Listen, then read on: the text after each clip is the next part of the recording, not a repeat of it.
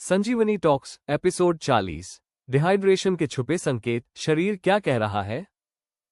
नमस्कार दोस्तों, आज हम डिहाइड्रेशन और आयुर्वेदिक नजरिए पर चर्चा कर रहे हैं। बात यह है कि गर्मी में हम अक्सर केवल इतना सोचते हैं, पानी ज्यादा पियो, लेकिन असल में डिहाइड्रेशन सिर्फ प्यास नहीं है। हाँ बिल्कुल, ये बात सही है। डिहाइड्रेशन का मतलब सिर्फ पानी की कमी नहीं है, बल्कि युवम शरीर में तरल पदार्थों का असंतुलन भी होता है। सही पकड़ा आपने। इसे आयुर्वेद में रसा धातु की कमी भी कहते हैं। यानी सिर्फ पानी पी लेना काफी नहीं है, बल्कि आपके शरीर को वो सही तरीके से एब्जॉर्ब भी करना चाहिए। बिल्कुल। और बात यह है कि हमें बार बार थकान, सिर दर्द, चक्कर आना, मुंह सूखना और स्किन का रूखा होना जैसी छोटी छोटी संकेतों पर ध्यान देना चाहिए। हाँ, यही तो बात है। ये साइंस हमें अर्ली वार्न कर देते हैं कि कहीं शरीर में इम्बैलेंस तो नहीं हो रहा।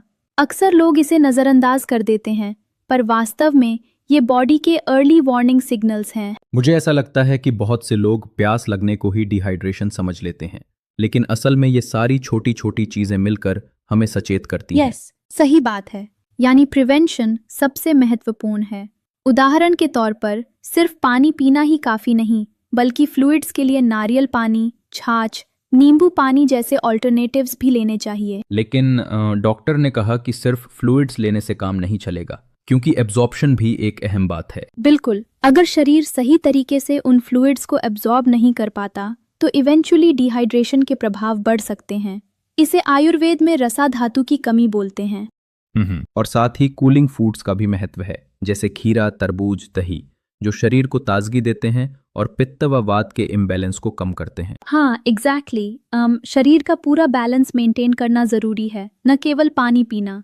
थोड़े थोड़े करके फ्लूइड्स लेने चाहिए ताकि एब्जॉर्प्शन ऑप्टिमल रहे। एक बात मैं रिस्पेक्टफुली चैलेंज करना चाहूंगा। क्या आपको नहीं लगता कि आधुनिक वैज्ञानिक दृष्टिकोण में सिर्फ कूलिंग फूड्स की बात इतनी अहम नहीं?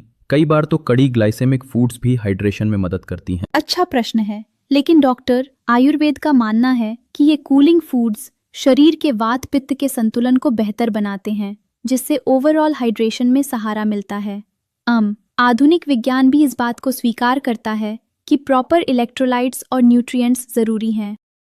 हाँ, समझ आता है। तो प्रिवेंशन का मतलब सिर्फ पानी पीना ही नहीं, बल्कि एक बैलेंस्ड डाइट और सही तरीके से फ्लूइड्स को अपनाना है। बिल्कुल, प्रिवेंशन ही सबसे बेहतरीन इलाज है। अगर हम शरीर के अर्ली वार्निंग सिग्नल्स को पहचान लें, जैसे बहुत ज्यादा थकान, डिजीनेस या कंफ्यूजन, तो तुरंत एक्शन लेना चाहिए। सही, क्योंकि अगर इतनी सीरियस सिम्टम्स दिखें तो वो ढेर सारी हेल्थ कॉम्प्लिकेशंस का संकेत हो सकते हैं। और इसीलिए हमें रोजमर्रा में ये दुरुस्ती करने की जरूरत है।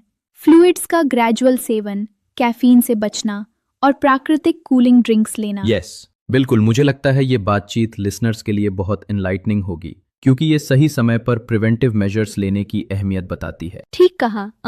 अगर कोई इन्हें इग्नोर कर देता है तो तुरंत एक्शन लेना जरूरी है। ये छोटे छोटे संकेत बहुत बड़ा इशू बना सकते हैं। तो दोस्तों, ध्यान रहे, डिहाइड्रेशन सिर्फ प्यास नहीं है, बल्कि शरीर की साइलेंट प्रॉब्लम है। अपना ध्यान रखें, सही तरीके से हाइड्रेटिंग रहें, और अगली बार हम फिर से एक और महत्वपूर्ण टॉपिक पर चर्चा करेंगे। तब तक के लिए stay healthy, stay hydrated. Please like, share and subscribe.